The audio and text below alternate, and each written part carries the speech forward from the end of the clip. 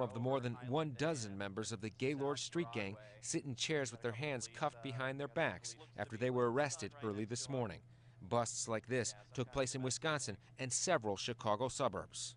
It's a very big deal in law enforcement, especially against the Gaylords street gang. You know, they're a street gang that should actually be eliminated from the face of the earth. They have no good purpose whatsoever. But there's been times when he's gangbanged with me against Latin Kings, you know? So we'll help each other out, you know. If Latin Kings are getting on these people over here, you know, I'll help them out, you know, because they live in the neighborhood. You know, they don't cause no trouble. That's why we don't fight them, you know. But there's punks in every club, like I said. There's punks in Gaylords, there's punks in Disciples, there's punks in Royals, punks in Rebels. You know, every now and then, you know, there's going to be a little beef. Chicago's gang history is layered, complex, and often dominated by stories of Black and Latino street organizations. But one name carved out its own legacy in the shadows of the city's evolving streets: the Gaylords. As the most prominent white street gang in Chicago, the Gaylords were born not in crime, but in community athletic clubs and neighborhood pride.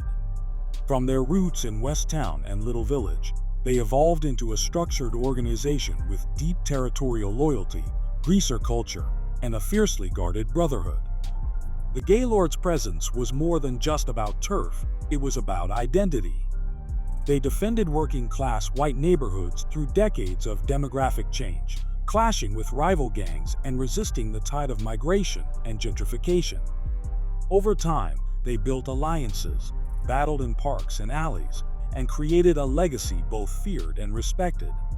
This story explores their rise, their street-level politics, the legendary figures who led them, and the neighborhoods that once flew their colors. In the western suburbs tonight, an end of an 18-month investigation into illegal trafficking in weapons. Police rounded up suspects in Addison and across the state line into Wisconsin. CBS 2's Mike Puccinelli has that story. Some of the more than 1 dozen members of the Gaylords street gang sit in chairs with their hands cuffed behind their backs after they were arrested early this morning. Busts like this took place in Wisconsin and several Chicago suburbs. It's a very big deal in law enforcement, especially against the Gaylords street gang. You know, they're a street gang that should actually be eliminated from the face of the earth. They have no good purpose whatsoever. Most of the defendants are accused of illegally selling or possessing firearms. Addison police initiated the investigation some 18 months ago. Detectives say the gang members sold thousands of rounds of ammo, an assault rifle, and 10 other guns to a former gang member turned police informant. 6 defendants were arrested on state narcotics and gun charges, including the man on the left, who's known as Hellraiser, and the man on the right, who goes by Nazi Bill. We live in the same neighborhood, ain't no sense in, you know, fucking each other off. But there's been times when he's gangbanged with me against Latin Kings, you know? So we'll help each other out, you know. If Latin Kings are getting on these people over here, you know, I'll help them out, you know, because they live in the neighborhood. You know, they don't cause no trouble. That's why we don't fight them, you know. But there's punks in every club, like I said. There's punks in Gaylords, there's punks in Disciples, there's punks in Royals, punks in Rebels. You know, every now and then, you know, there's going to be a little beef, but we try our best, you know, just to keep neutral with each other. We fight the same gang. We fight the Latin Kings, the Vice Lords, and the Stones. So we fight all the same gang.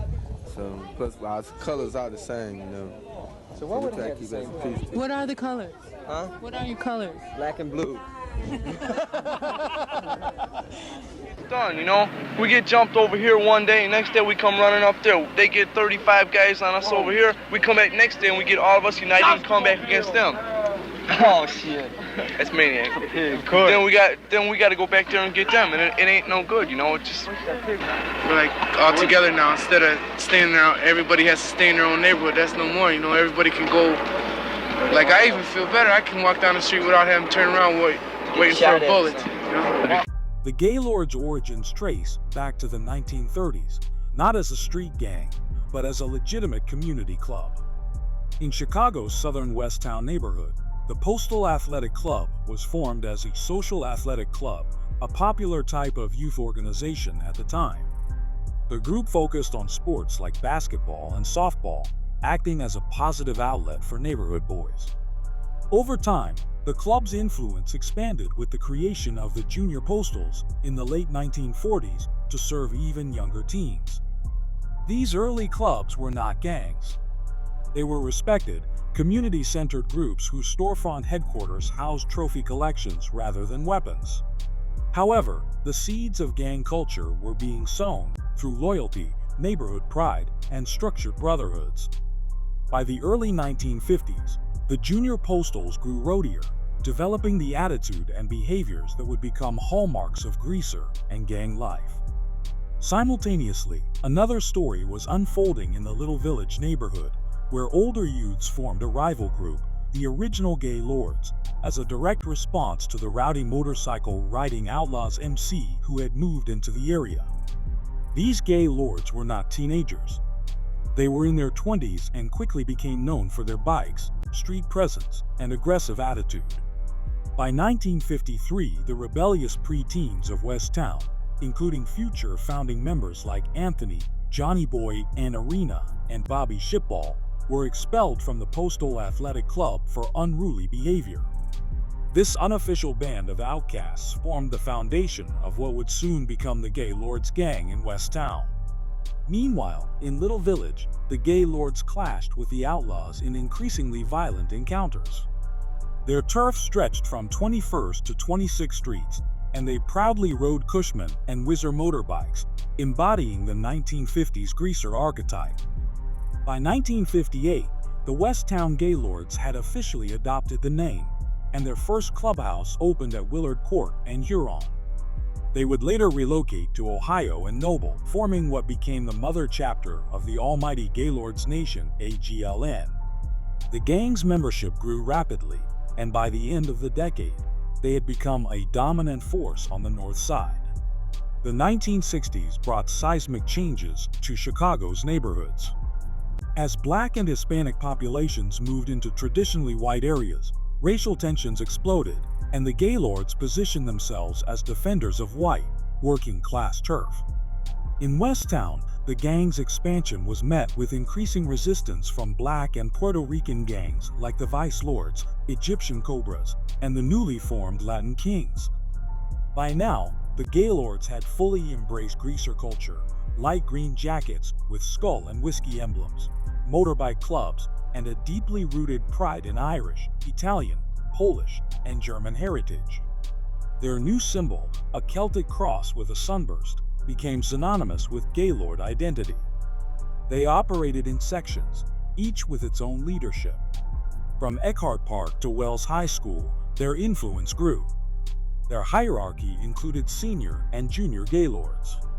On the South Side, a Gaylord presence emerged in back of the yards and heart of Chicago, where they feuded with Black P. Stones, Latin Souls, and Mexican gangs. These Gaylords were forged in street fights and retaliatory violence, often clashing with enemies at schools, parks, and pool halls. By the 1970s, the Gaylords were at their peak, boasting a membership of over 6,000 citywide.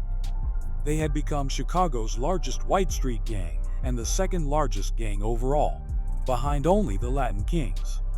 Their power was reinforced through alliances.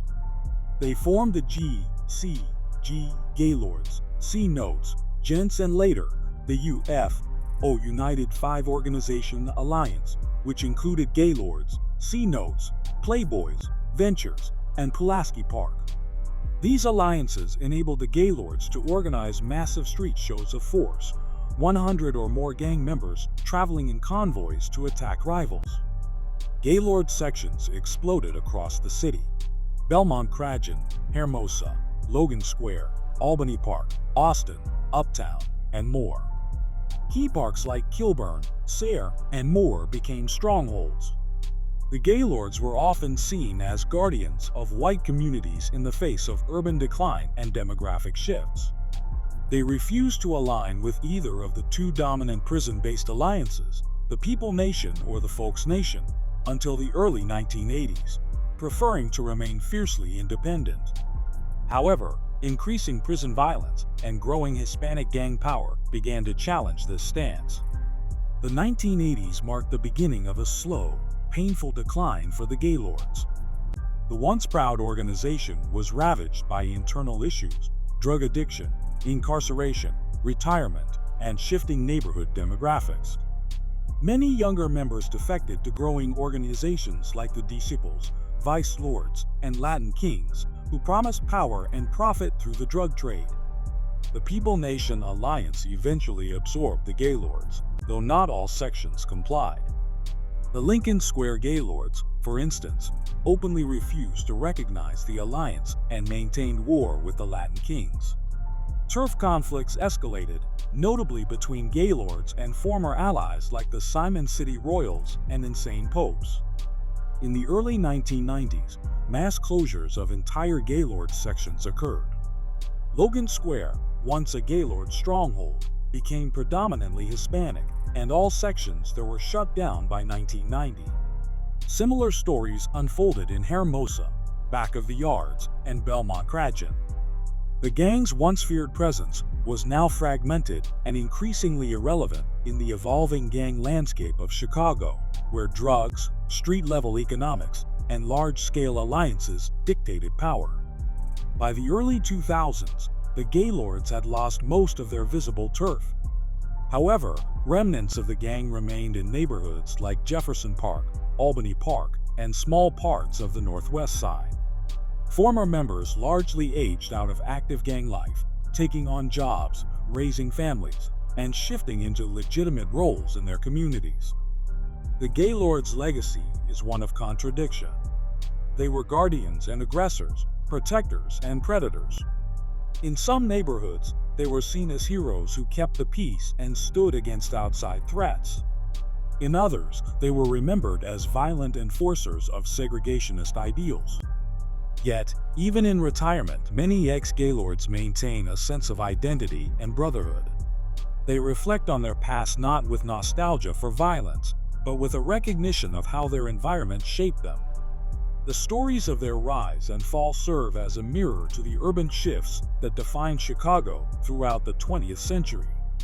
The Gaylord story is as much about Chicago's neighborhoods as it is about gang culture. What began as youth clubs eventually evolved into one of the city's most notorious organizations, shaped by the pressures of migration, economic decline, and community transformation. Their rise tells us about pride, loyalty, and survival. Their fall reminds us of the cost of violence and the inevitability of change. And their legacy lingers in the memories of city blocks where once the Gaylords ruled. Bradley Geronimo Zeman, a well-known member and likely the chief of the Sealy and Ainsley section of the Northside Gaylords, was a respected and recognized figure within the organization. Known on the streets as Geronimo, he represented his set with pride and was a central figure in their activities during the mid-1990s. Tragically, in 1996, Zeman met his demise by a member of the Black P. Stones Nation. The Black P. Stone member was later convicted and sentenced to 55 years in prison for the deletion. After serving over 20 years, he was reportedly released in June of this year. The loss of Geronimo was a major moment in Northside Gaylord history and remains a poignant reminder of the intense gang rivalries that defined Chicago streets in that era. Darrell Chief Rowe, a well-known and respected figure within the Palmer Street Gaylords, was one of the most notorious Native American leaders to come out of the Northside chapter. Known as Chief, Rowe was old school, part of a generation that helped cement the Gaylords' presence in neighborhoods like Logan Square during their peak years. Featured in the Chicago Gang book, Rowe earned a reputation for his deep roots in the organization and his no-nonsense leadership style. His criminal record is said to be longer than a Sam's Club receipt, stretching across decades and covering a wide range of offenses. About 3 years ago, Rowe was arrested in Wisconsin on drug trafficking charges, marking another chapter in a long, tumultuous history. Despite the changes in Chicago's gang landscape over the years, names like Chief Rowe still echo across the city and beyond as reminders of an era when the Gaylords ruled the streets. The KP Gaylords, based around Addison and Kilburn, are one of the more well-known Gaylord sets from Chicago's Northwest Side. Centered near Kilburn Park, This crew played a strong role in holding down territory during the height of the Gaylords' influence. Their block served as a key outpost as the organization expanded deeper into the North Side neighborhoods during the late 60s and 70s. Another notable faction is the Dunham Park Gaylords, also known as LN, short for Leland and Melvina. This set was posted near Dunham Park in the Jefferson Park area and became part of the broader North Side push as the Gaylords moved into more suburban feeling zones. The story of the Gaylords is more than just the tale of a street gang. It's a reflection of Chicago's changing social fabric. From greasers on motorbikes to organized street forces holding down parks, schools, and blocks, the Gaylords represented a generation that clung to neighborhood pride, often violently, as their world changed around them. Today, the visible presence of the Gaylords has faded, but their impact remains etched into the memory of Chicago's North and West Sides.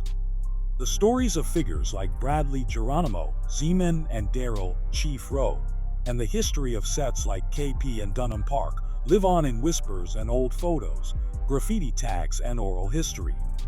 They are a reminder of the city's deep-rooted gang culture and of a time when unity, territory, and identity were everything.